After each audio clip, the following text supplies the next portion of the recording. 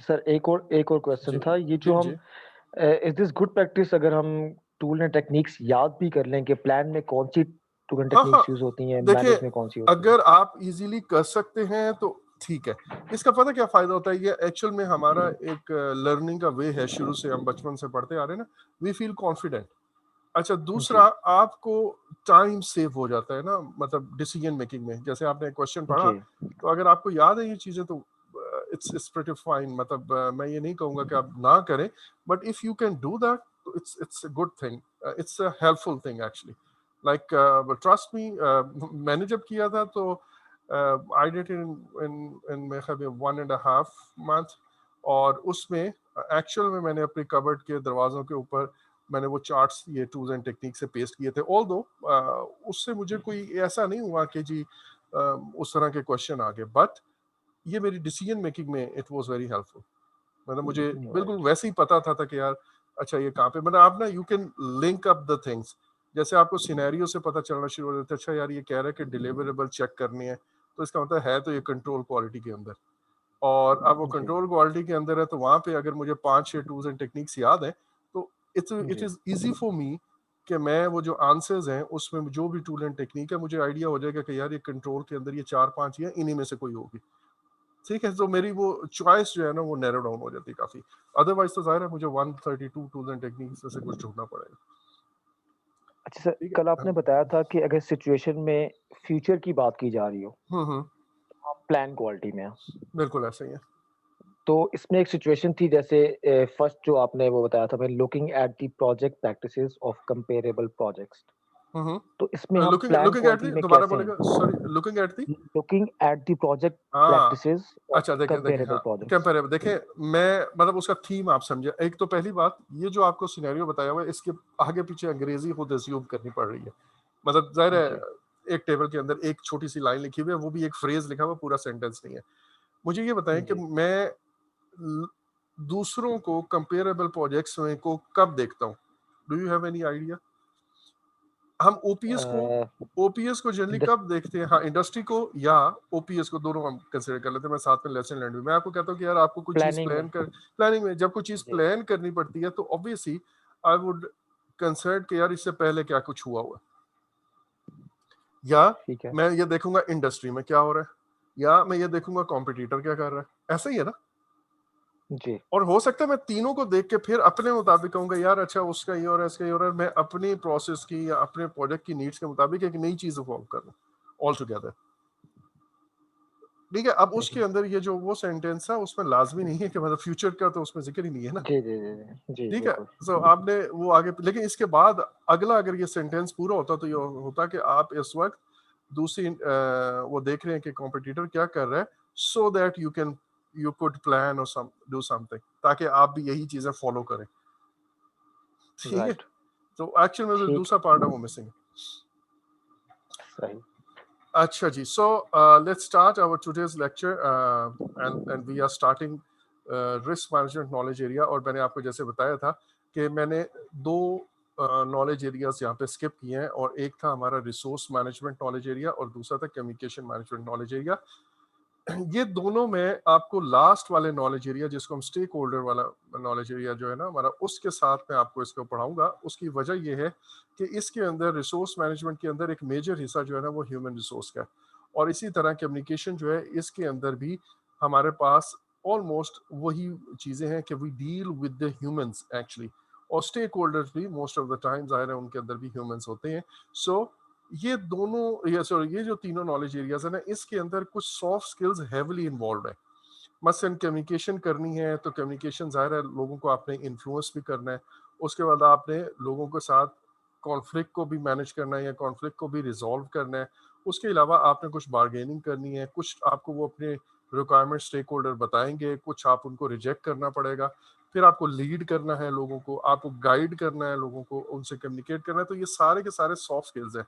तो मैं क्या करता हूँ जनरली कि मैं सारे जो टेक्निकल नॉलेज एरियाज हैं, टेक्निकल मीन्स जो प्रोजेक्ट के स्कोप और उस तरह की चीज़ें, स्कोप हमने देख लिया, टाइम देखा हमने, उसके बाद कॉस्ट देखी, क्वालिटी देखी, और अब हम रिस्क मैनेजमेंट देख रहे हैं और इसके बाद प्रोक्योरमेंट देखेंगे।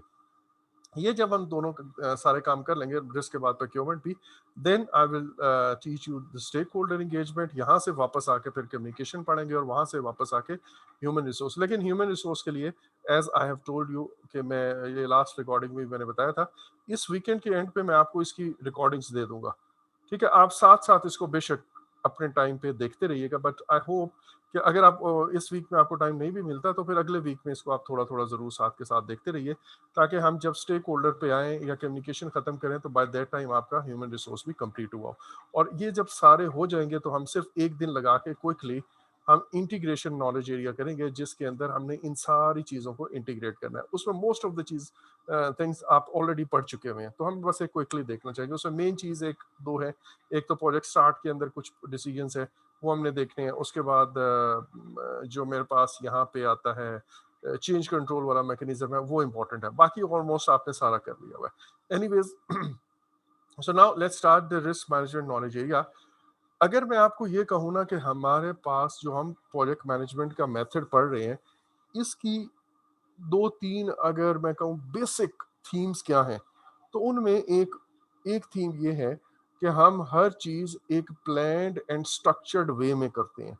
दैट मीन्स हम रिएक्टिव मेथड प्रोजेक्ट को मैनेज करने का नहीं यूज़ करते, रादर हम प्रोएक्टिव मेथड्स यूज़ करते हैं। जब हम कहते हैं प्रोएक्टिव, इसका मतलब है कि हम हर चीज़ पहले से जितना मुमकिन हो ऑब्वियसली पहले से सोच के रखते हैं, फिर उसको फॉलो करते हैं, और एग्जीक्यूशन के अंदर भी हम गाहे बगाहे अपनी प्रोग्रेस को, अपने चीज़ों को मॉनिटर करते रहते हैं कि यार इससे पहले कि कोई प्रॉब्लम अकर हो, हम प्रोएक्टिवली अपने मसले को हल कर लें, होने से पहले ही कोई प्रिवेंटिव एक्शन ले लें। और इसीलिए यही है प्रोजेक्ट मैनेजमेंट सारी। और मैंने आपको शायद शुरू में काफ़ी दफ़ा ये चीज़ बताई थी कि हम इन जनरल प्रैक्टिकल लाइफ में जब तक ये स्टैंडर्ड पढ़े नहीं होते, या ये आप पीएमपी वगैरह कर नहीं लेते, या अदरवाइज हमारी जर्नल अप्रोच प्रोजेक्ट को मैनेज करने की होती है कि हम रिएक्टिव मोड में होते हैं हमेशा।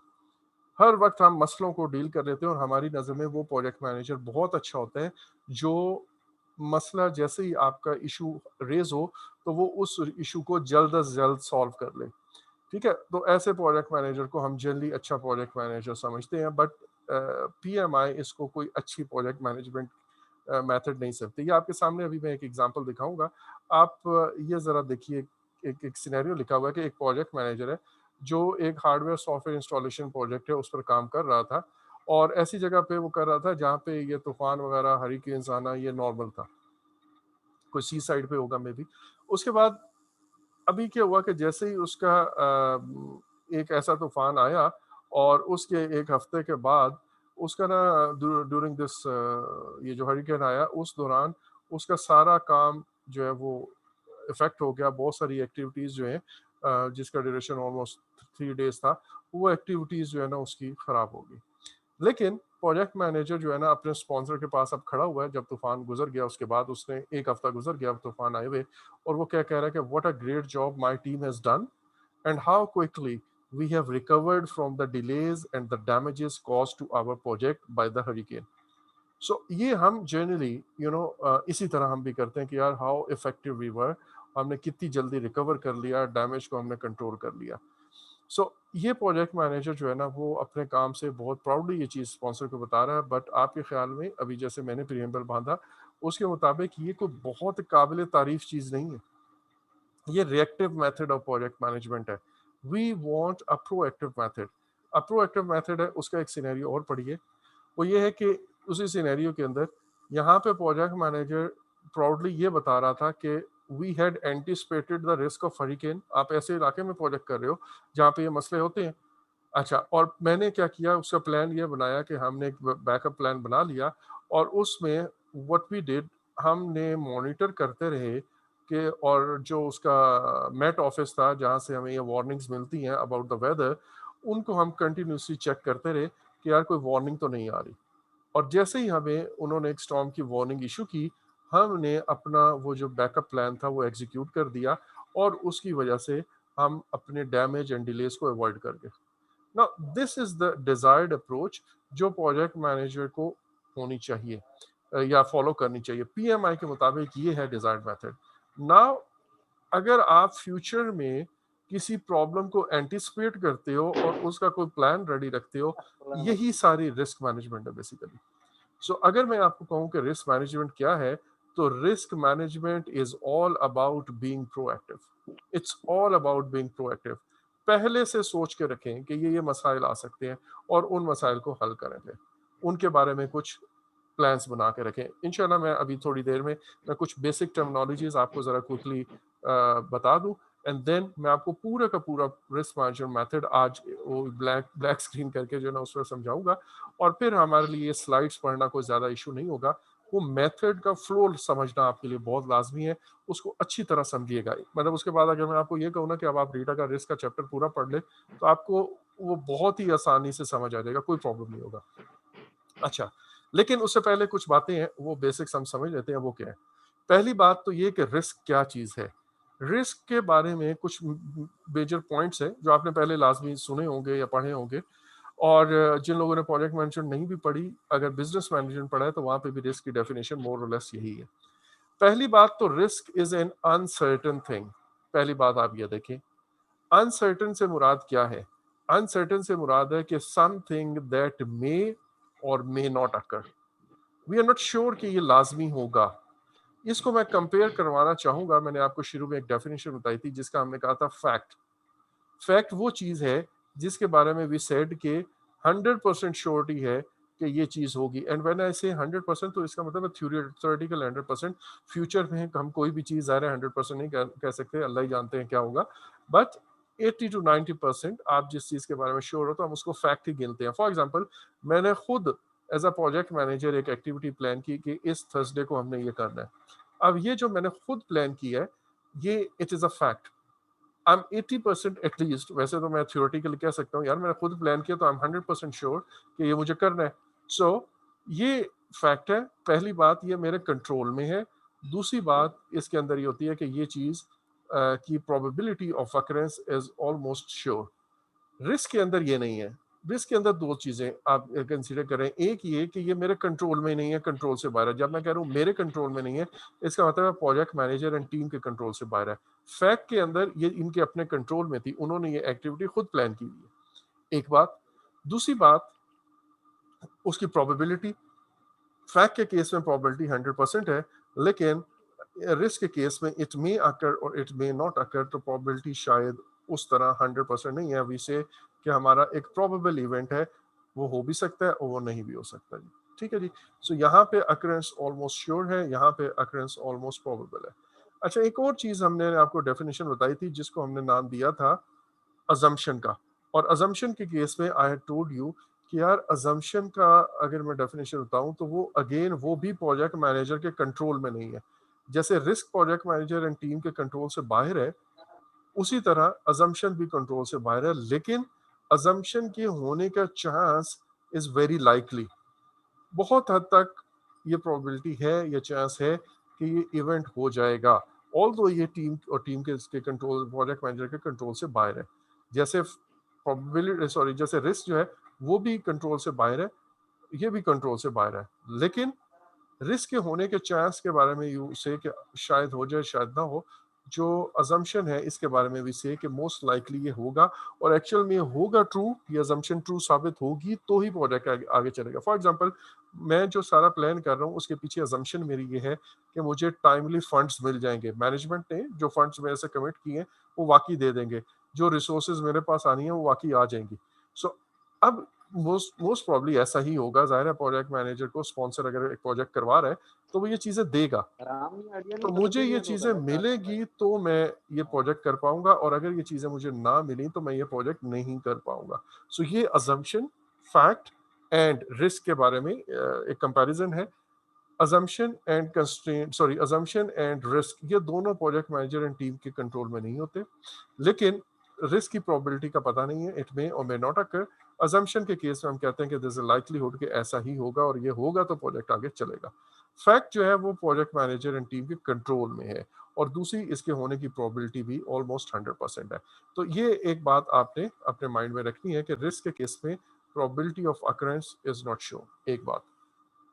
अब आगे चलते हैं, दूसरा इसका एलिमेंट क्या है?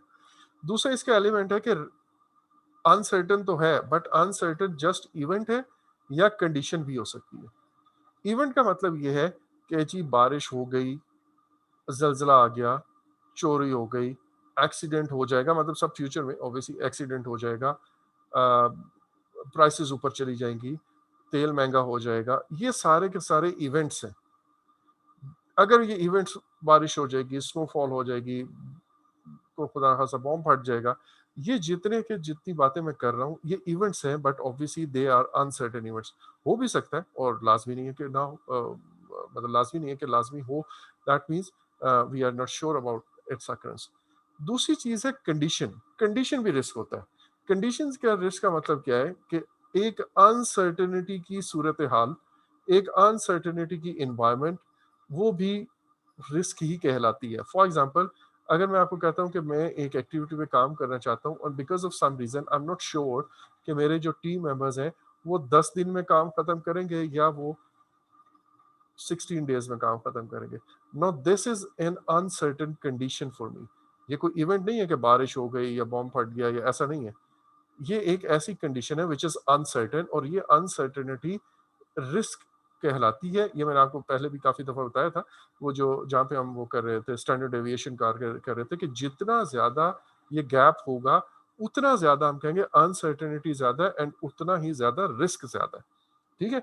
अगर मैं किसी तरह ये अनसर्टेनिटी रिड्यूस कर लूँ, जाहिर है मैं भी लोगों की इंफॉर्मेशन ले लूँ, उनसे बात कर लूँ, उनका परफॉर्मेंस देख लूँ, कुछ बातें मैं अगर करूँ तो ये अनसर्टेनिटी रिड्यूस हो जाएगी। तो I would be may be sure कि यार ये ऑलमोस्ट 12 to 14 डेज लेगा।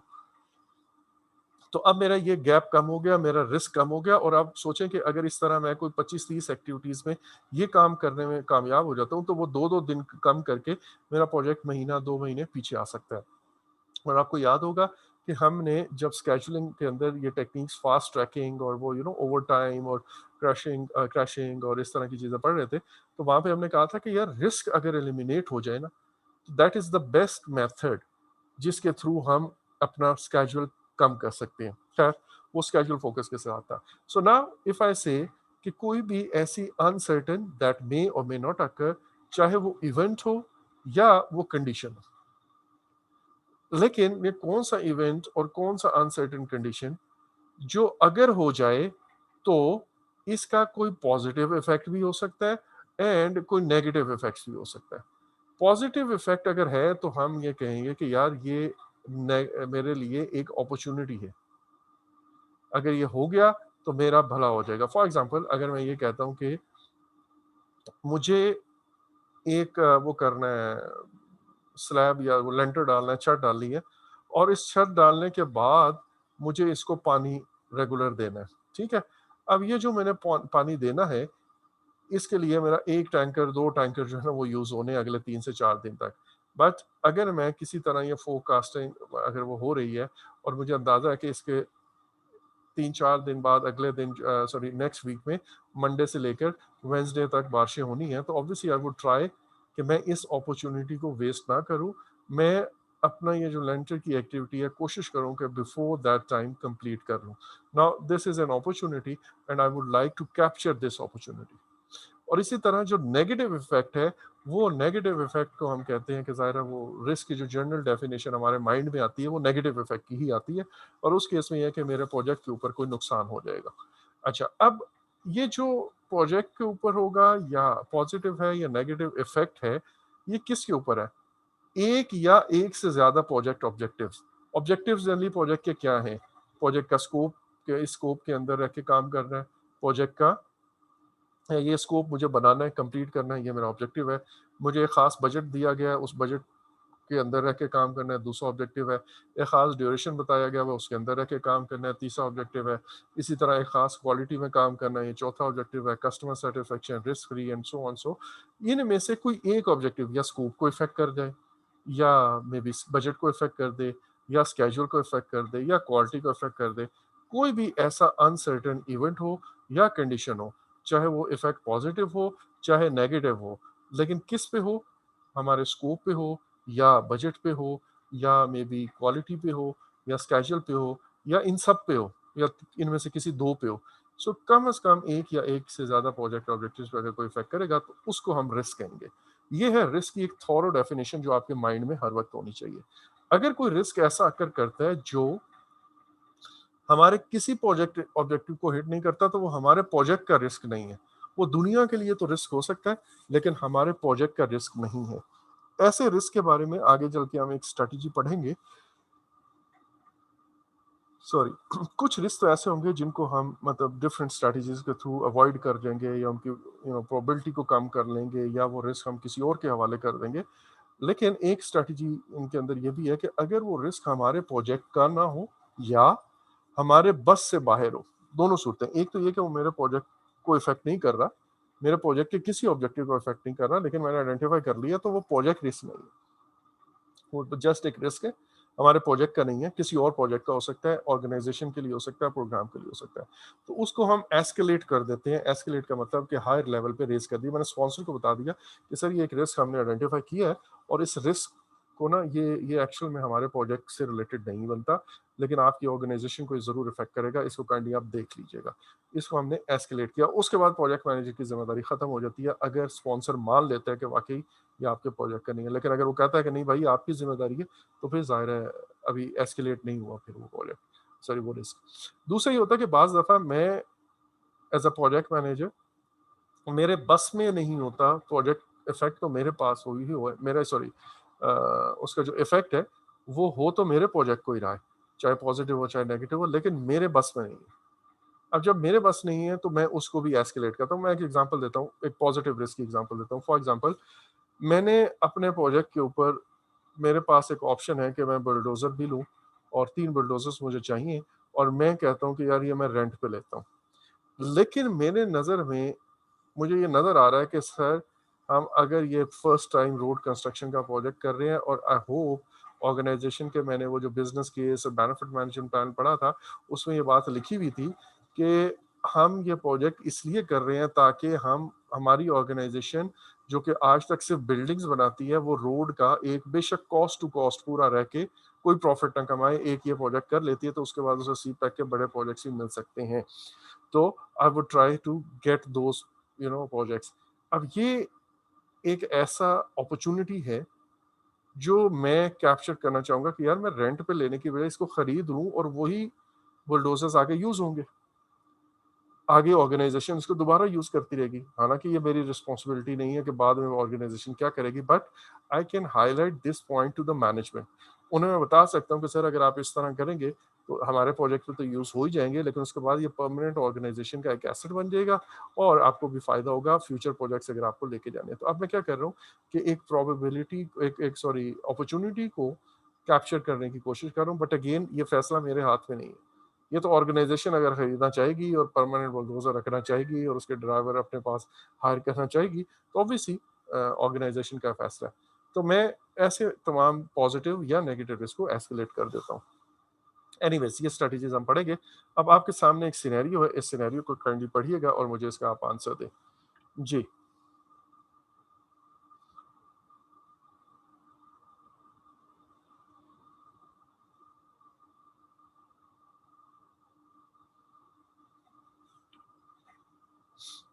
आई होप आप देख रहे हैं, इसको पढ़ रहे हैं। मैं भी साथ रीड जी कर सर। देता हूँ, मैं भी रीड कर देता हूँ। Miss Hira has been appointed as a project manager of a government's anti encroachment drive, जो ये क्या कहते हैं, नाजायज तजावजात को गिराने की एक गवर्नमेंट ने एक प्रोजेक्ट शुरू किया है, और ये जो मिस हिरा है वो उसकी प्रोजेक्ट मैनेजर के तौर पे आई है। अच्छा, अब the objectives of the project is to demolish all the buildings constructed या extended illegally on government's land within next 3 months. 3 महीने के अंदर अंदर उनका, irrespective of how the illegal owners of these buildings might react. जाहिर है जब वो आगे से रिएक्शन तो करेंगे, आपने अगर किसी की बिल्डिंग गिराई है तो वो आगे से दे माइट रिएक्ट, लेकिन इन प्रोजेक्ट मैनेजर की रिस्पॉन्सिबिलिटी ये है, मिस हिरा की रिस्पॉन्सिबिलिटी ये है कि आपने ये हर सूरत गिरा देने। अच्छा, अब जो लोकल मीडिया है वहाँ का और जो लॉ इन्फोर्समेंट एजेंसीज हैं, वो पूरी तरह कोऑपरेट कर रही हैं इस ड्राइव के पीछे, इस मुहिम के पीछे वो उनको सपोर्ट कर रही हैं। Now and it is highly unlikely कि जो विक्टिम्स ऑफ द ड्राइव हैं they may affect the project in any way. मतलब वो आगे आके खड़े हो जाएंगे, रोक सकेंगे, पथराव कर देंगे, ऐसा कोई चांस नहीं है। पुलिस साथ है, अदालतें आपके साथ हैं फॉर एग्जांपल, तो आपको ये कोई इशू नहीं है। ठीक है। ये इस किस्म का एनवायरनमेंट है। नाउ हाउएवर ये लेकिन है कि अभी तो वो लोग नहीं कुछ कर सकेंगे, but this operation is expected to affect the vote bank. वो जो गवर्नमेंट का वोट बैंक है उसको इफेक्ट जरूर करेगा, and may result in governments defeat in the coming elections scheduled after 8 months. For example आज से 8 महीने बाद इलेक्शन होने हैं, तो अभी तो सारी लॉ एनफोर्समेंट एजेंसीज, मीडिया, सब कुछ साथ है आपके, और वो जो विक्टिम्स हैं उस इलाके के जिनके आप इलीगल नाजायज तजावजात को गिरा रहे हो, वो अभी तो वो कुछ नहीं कर पाए, लेकिन वो बाद में 8 महीने बाद जो इलेक्शन होने हैं ना, उसमें इस गवर्नमेंट का बेड़ा गर्क कर देंगे। Now the project manager is unsure if she should include the chances of losing the elections in the project risk register or not। अब आप बताइए जी, ये प्रोजेक्ट का रिस्क है या नहीं? प्रोजेक्ट का रिस्क तो मेरे ख्याल से ये नहीं है। ये प्रोजेक्ट का रिस्क नहीं है। प्रोजेक्ट का जो स्कोप है वो यही है कि आपने इलीगल बिल्डिंग्स गिरानी है, लेकिन ये अगर मैं ऊपर कहूँ कि ऊपर जो पोर्टफोलियो है, जो प्रोग्राम है, दैट इज गवर्नमेंट, ये उनका रिस्क है, ठीक है। तो उसको क्या करना चाहिए, जैसे मैंने भी कहा कि वो एस्केलेट कर दे, गवर्नमेंट को बता दे कि हम तो कर रहे हैं अपना काम, लेकिन ये मैं इसको म्यूट करूँ, आपकी नॉइज सारी काफी अच्छा, लेकिन गवर्नमेंट शुड बी रेडी, या अपना कोई प्लान बना ले, वो जो इलेक्शन उन्होंने डील करने वो खुद देख ले, right. So this is what is the definition of risk. हमारे प्रोजेक्ट ऑब्जेक्टिव्स को क्योंकि ये हिट नहीं कर रहा, इसलिए it is not our project risk, ठीक है। लेकिन इसके साथ करना क्या है, आप एस्केलेट कर दें तो बेहतर है, गवर्नमेंट को पता चल जाएगा। अच्छा जी, सो रिस्क मैनेजमेंट क्या है? रिस्क मैनेजमेंट के ना, अगर मैं कहूँ उसके अंदर होता क्या क्या है, तो सबसे पहले तो ज़ाहिर है आप एक रिस्क मैनेजमेंट प्लान बनाएंगे। जब ये प्लान बन जाएगा तो फिर आप रिस्क को आइडेंटिफाई करोगे।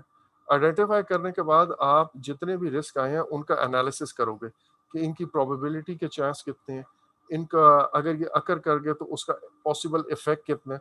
एक ये रिस्क एनालिसिस सॉरी एक ये रिस्क एनालिसिस होता है, इसको हम क्वालिटेटिव रिस्क एनालिसिस कहते हैं। एक और रिस्क एनालिसिस होता है, उसको हम क्वांटिटेटिव रिस्क एनालिसिस कहते हैं, उसके बारे में हम बाद में बात करेंगे। सो हम रिस्क आइडेंटिफाई करके उन रिस्क का एनालिसिस करते हैं, क्वालिटेटिव एंड क्वांटिटेटिव। जब ये हो जाता है तो फिर हम रिस्क का रिस्पॉन्स प्लानिंग करते हैं। हम रिस्क के रिस्पॉन्सेज सोचेंगे कि यार कौन कौन से रिस्क हैं जिनके बारे में जिनको हमें डील करना है, और अकॉर्डिंगली उनके कुछ रिस्पॉन्सेज प्लान कर लेंगे। फिर अगर रिस्क अकर करेगा, कुछ रिस्पॉन्सेज ऐसे होंगे जो अगर रिस्क अकर करेगा तो हम वो रिस्पॉन्स इम्प्लीमेंट करेंगे, और कुछ रिस्पॉन्सेज ऐसे होंगे जो हम रिस्क का अकर करने का वेट नहीं करेंगे, बल्कि अपने प्लान के अंदर, अपने स्केड्यूल के अंदर, या अपने कॉस्ट के अंदर, या ओवरऑल बेस लाइन के अंदर हम वो चीज़ शामिल कर देंगे। फॉर एग्जांपल, अगर मुझे ये डर है कि मैंने जो बेसमेंट और ये छत डाली है वगैरह वगैरह, ये मॉनसून के स्टार्ट होते ही वो बेसमेंट की अगर मैंने खुदाई कंप्लीट की हुई है, तो वहाँ पे पहाड़ी खने होने का, पानी भर जाने का अंदेशा है। So what I would do कि मैं बारिशों का वेट नहीं करूंगा, मॉनसून स्टार्ट होने का वेट नहीं करूंगा, बल्कि एक रिस्पॉन्स प्लान बनाऊंगा और उसको पहले इंप्लीमेंट कर दूंगा। और वो मेरा रिस्पॉन्स प्लान क्या है, मैं ये कहता हूँ कि यार इस एक्टिविटी को 15 अगस्त से जो हमने शुरू की है, और इट इज़ क्वाइट पॉसिबल कि 15 अगस्त के आसपास मानसून स्टार्ट हो जाए, मैं इसको कुछ 10-15 दिन पीछे ले आता हूँ, ताकि मानसून के स्टार्ट होने से पहले पहले मेरी पहली छत डल जाए और मैं इस रिस्क से निकल जाऊँ। तो मैंने जो रिस्पॉन्स प्लान किया वो या तो अभी स्केड्यूल के अंदर चेंजेस करके, क्वालिटी के अंदर चेंजेस करके, या अपने प्लान के अंदर चेंजेस करके मैं उसको आगे पीछे करके अवॉइड कर जाऊंगा या एडजस्ट कर लूंगा। लेकिन अगर ये नहीं है तो फिर एक रिस्पॉन्स ये भी हो सकता है कि अगर जब बारिश होगी तो मैंने जो बैकअप प्लान बनाया हुआ है मैं उसको एग्जीक्यूट कर दूंगा। ठीक है, सो एक को हम कहते हैं ये कंडीशनल रिस्पॉन्स है कि अगर बारिश होगी, अगर ये हो जाएगा तो ये करूंगा, और दूसरा ये है अनकंडीशनल रिस्पॉन्स कि मैं रिस्क रिस्क अकर करने का वेट कर किए बगैर मैं शुरू में ही प्लानिंग जब कर रहा होता हूँ उसी वक्त उसका रिस्पॉन्स जो है सोच के अपने प्लान के अंदर एडजस्ट कर देता हूँ, फिट इन कर देता हूँ। अच्छा, ये तो है मेरे पास, और इसी तरह फिर मैं रिस्क को मॉनिटर करता हूँ। ये तो वो काम है जो रिस्क मैनेजमेंट के अंदर होते हैं, इन्हीं की अभी मैं थोड़ी देर में आपको डिटेल बताऊंगा। दूसरा ये है कि इसका मकसद क्या है, रिस्क मैनेजमेंट का क्या मकसद है।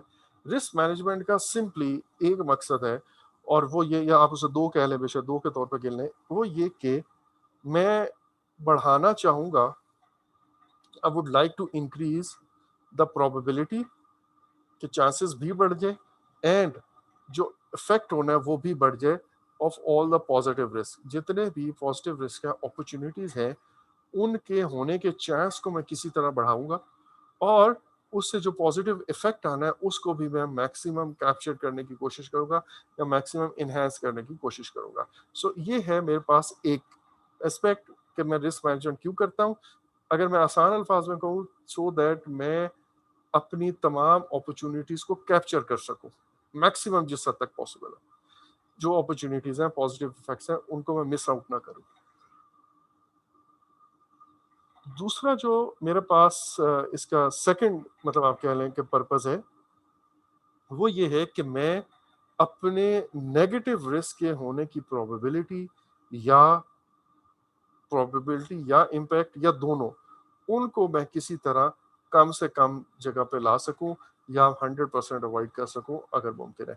ये है मेरे प्रोजेक्ट रिस्क मैनेजमेंट की पूरी एफर्ट का मकसद। ठीक है जी।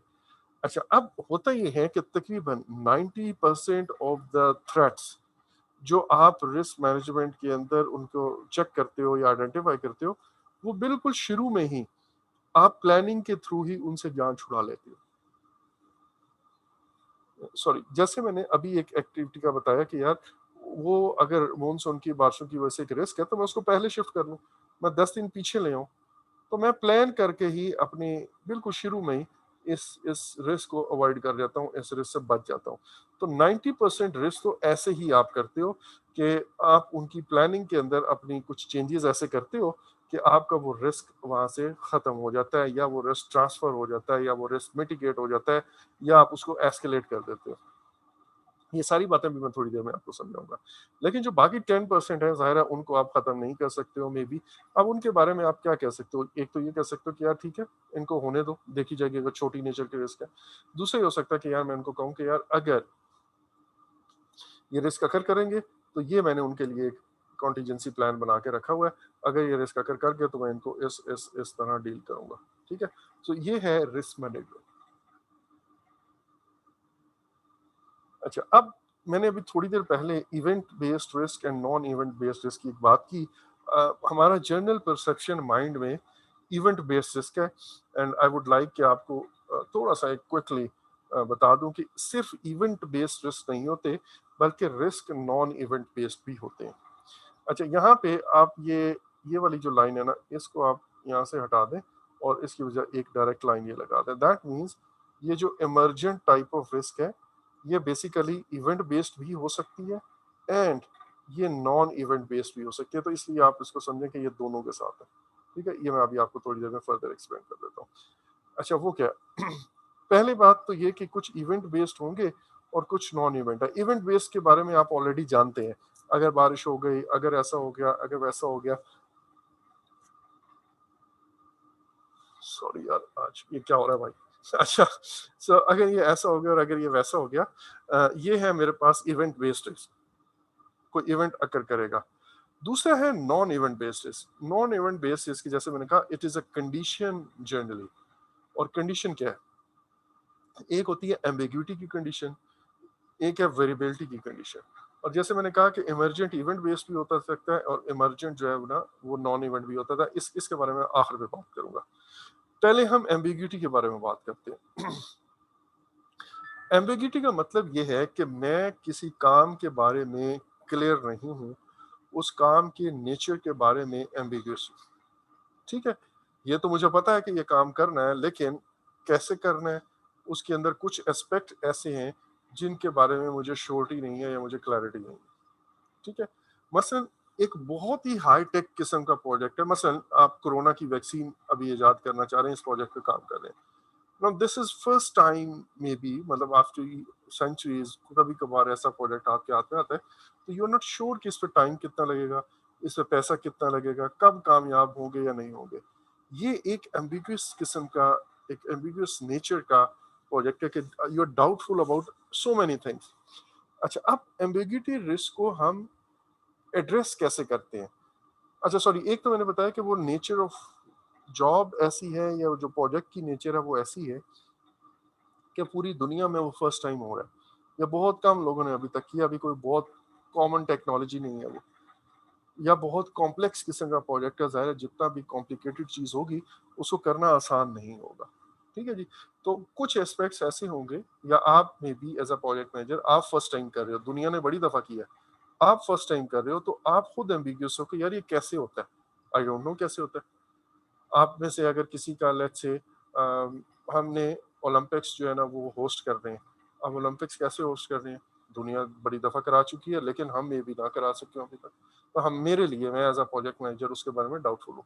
सो ये मुझे जो एम्बिग्यूटी होती है, इस एम्बिग्यूटी वाले कंडीशन को हम किस तरह खत्म कर सकते हैं, या एम्बिग्यूटी रिस्क को हम कैसे डील कर सकते हैं।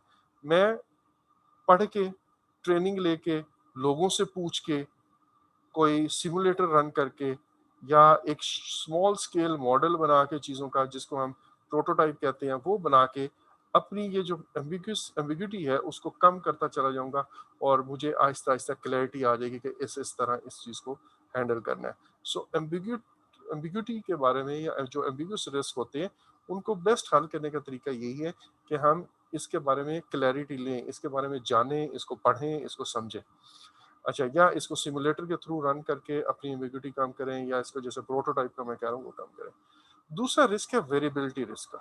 ये भी एक कंडीशन है, और इसको हम ये कहते हैं कि यार ऐसे रिस्क जिनको हम ये बोलें कि आपको उस, वो जो भी रिस्क है उसका एक एस्पेक्ट तो क्लियर है, 100% क्लियर है, और वो एस्पेक्ट ये है कि ये रिस्क लाजमी अकर करेगा। पहली बात तो ये सही है, मतलब लाजिम से मुराद कि इस रिस्क का होना ऑलमोस्ट सर्टेन है, लेकिन इस रिस्क का कुछ एस्पेक्ट्स आपको क्लियर नहीं है। वो क्या है? फॉर एग्जांपल मैं कहता हूँ कि एक एक्टिविटी है, इस एक्टिविटी का होना तो लाजमी है क्योंकि मैंने खुद प्लान की हुई है, लेकिन अब इस एक्टिविटी के ऊपर दिन कितने लगेंगे, या इस एक्टिविटी के ऊपर कॉस्ट कितनी लगेगी। लेट्स से मैं दिनों की बात करता हूँ तो मैं कहता हूँ यार 10 से लेकर ना 40 डेज तक कुछ भी हो सकता है। अब ये वेरिएंस बहुत बड़ी है, या ये वेरिएबिलिटी बहुत बड़ी है, यार 10 भी हो सकता है, 11 भी हो सकता है। इस तरह की मेरी 15-20 एक्टिविटीज होगी तो मेरा तो एक साल पूरा ऊपर चला जाएगा। सो इस वेरिएबिलिटी रिस्क को भी हम एक खास एंगल से हैंडल करने की कोशिश करते हैं, और वो भी मैं आपको थोड़ी देर में बताता हूँ। लेकिन ये, इसके बारे में लेट्स से आप कहते हो कि आपको प्रोडक्टिविटी का नहीं पता कि 5 मेंबर्स काम कर रहे हैं, वो कितना आउटपुट देंगे, वो कितने प्रोडक्टिव साबित होंगे। ठीक है जी। सो ये मेरे पास आ जाता है वेरिएबिलिटी रिस्क। अब आते हैं वो जो तीसरी टाइप की रिस्क है, इसके बारे में आप लोग मेजोरिटी पहले से जानते हैं, और मैंने इसके बारे में जिक्र भी किया हुआ है। ये वो रिस्क है जो एकदम से इमर्ज होते हैं, और आप इनके बारे में पहले से आपने सोचा नहीं होता। यानी कि जिन रिस्क को हम अननोन अननोन कहते हैं, अननोन अननोन्स क्या है? हमने एक टर्म यूज की थी पहले, नोन अननोन्स की, नोन अननोन्स की, और दूसरी टर्म हमने यूज की थी अननोन अननोन्स की। सॉरी, मैं इसको इरेज कर दूं। दूसरी टर्म हमने यूज की थी अननोन्स अननोन्स की। नोन अननोन्स का मतलब ये है कि जैसे ही मैंने एक रिस्क को आइडेंटिफाई कर लिया तो वो रिस्क नोन हो गया। अब वो रिस्क छुपा नहीं रहा, मुझे ये पता चल गया, या मेरे माइंड में आ गया है कि यार this is a thing that may और may not occur, at least identify जरूर हो गया। तो मैंने कहा कि अब ये रिस्क छुपा नहीं रहा, ये रिस्क नोन हो गया। लेकिन व्हाट इज अननोन, वो ये अननोन है पार्ट कि यार ये रिस्क वाकई अकर करेगा या नहीं करेगा, अकर कर गया तो किस टाइम करेगा, इसका इफेक्ट क्या होगा, एंड सो ऑन। तो इसको हम कहते हैं नोन अननोन्स। दूसरे रिस्क वो होते हैं जिनको बारे में आपके माइंड में ही नहीं आता। अच्छा, अब ऐसा नहीं है कि ये कोई बहुत ही अनहोनी सी चीज होगी जो आपके माइंड में ना आए। फॉर एग्जाम्पल, भाई कोरोना तो आज से लेट्स से जनवरी से या दिसंबर, लास्ट ईयर दिसंबर से पहले, नवंबर से पहले किसी ने नहीं सुना था, तो उस वक्त तो ये रिस्क नहीं था। तो अब ये अगर ये समझो कि उस वक्त सिर्फ ये कोरोना ही रिस्क था, एक ऐसा रिस्क जिसके बारे में लोगों को पता नहीं था, ये गलत है। May be her project manager and team member जो है ना एक रिस्क आइडेंटिफाई करता है, लेट्स से वो बारिश का, लेट्स से बारिश होने का रिस्क है, और आपने वो रिस्क आइडेंटिफाई नहीं किया, आपके जहन से निकल